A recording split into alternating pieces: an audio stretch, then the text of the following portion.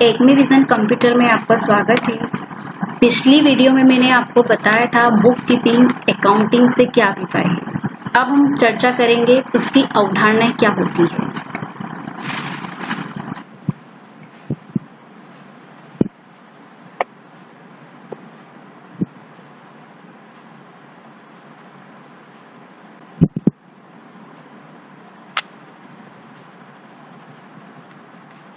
तो अकाउंटिंग की अवधारणा, लेखा शास्त्र एक विज्ञान एवं कला दोनों है तथा इसमें कुछ निश्चित नियम, सिद्धांत एवं अवधारणाएं होती है।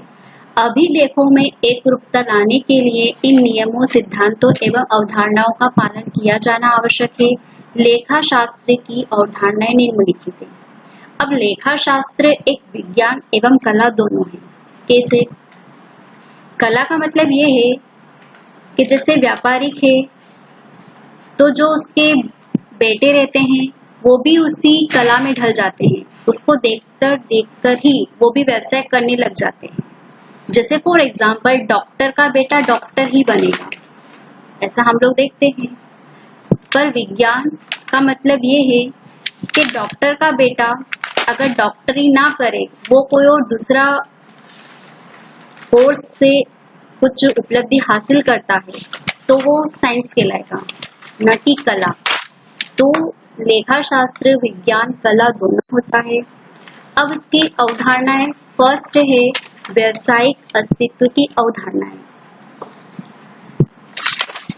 इस अवधारणा से यह तात्पर्य है कि व्यवसाय और व्यवसाय के स्वामी का अस्तित्व अलग अलग होता है, यानी व्यापार अलग होगा और उसका स्वामी अलग होगा। अतः व्यवसायिक लेखे व्यवसाय के दृष्टिकोण से किए जाते हैं, न कि व्यवसाय की दृष्टि से।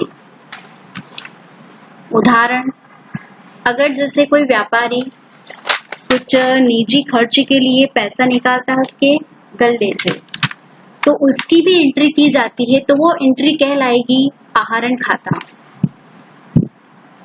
यदि एक व्यवसाय से अपने निजी व्यय के लिए कोई धनराशि निकालता है तो आहरण खाता ऋणी किया जाता है, जिससे व्यवसाय में उसकी पूंजी कम हो जाती है और वह कोई धनराशि व्यवसाय में लगाता है तो उसे पूंजी में वृद्धि समझकर पूंजी खाते को धनी किया जाता है।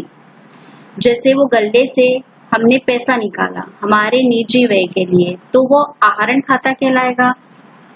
अगर हम कोई पैसा हमारे व्यापार में लगा रहे हैं तो वो हमारी पूंजी को वृद्धि करेगा, तो वो कहलाएगा हमारा कैपिटल अकाउंट।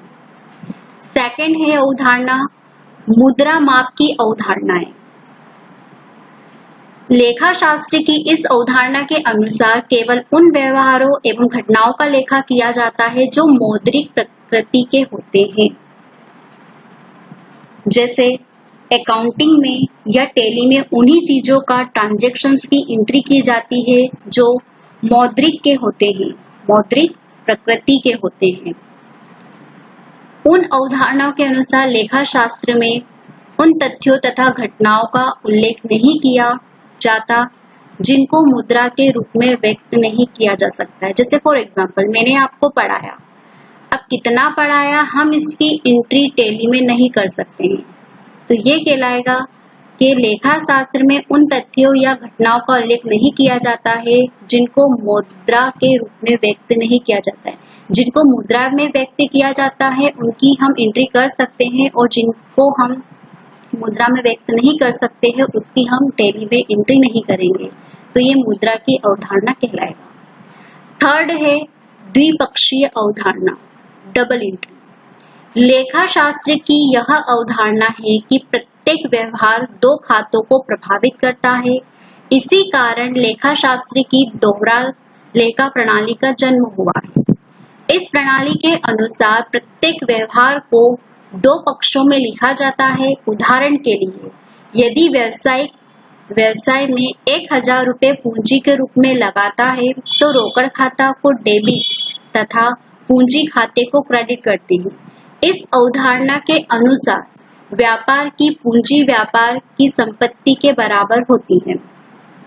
फॉर एग्जाम्पल, द्विपक्षीय अवधारणा में, जैसे बैंक की पासबुक आपने देखी होगी, अगर आपने वहां से पैसे निकाले हैं तो उसकी अलग एंट्री होगी, और अगर आपने पैसे को जमा किया है तो उसकी अलग एंट्री होगी। तो ये कहलाती है द्विपक्षीय, यानी कि डबल एंट्री, डेबिट और क्रेडिट। फोर्थ है चालू व्यवसाय की अवधारणा। लेखा शास्त्र की इस अवधारणा के अनुसार व्यवसाय अनंत समय तक चलता रहेगा। इसी अवधारणा के आधार पर लेखे किए जाने चाहिए। इसी अवधारणा के अनुसार वर्ष के अंत में जब अंतिम खाते बनाए जाते हैं तो अदत्त व्यय, पूर्वदत्त व्यय, उपार्जित आय तथा अनुपार्जित आय आदि का लेखा किया जाता है। इसी प्रकार आर्थिक चिट्ठे में स्थायी संपत्तियों को लागत मूल्य पर दिखलाया जाता है, न कि बाजार मूल्य पर। परंतु यदि व्यवसाय को समाप्त किया जाता है तो स्थायी संपत्ति को लागत मूल्य का कोई महत्व नहीं रह जाता। इस स्थिति में स्थायी संपत्ति का बाजार मूल्य या प्राप्त मूल्य ध्यान में रखा जाता है।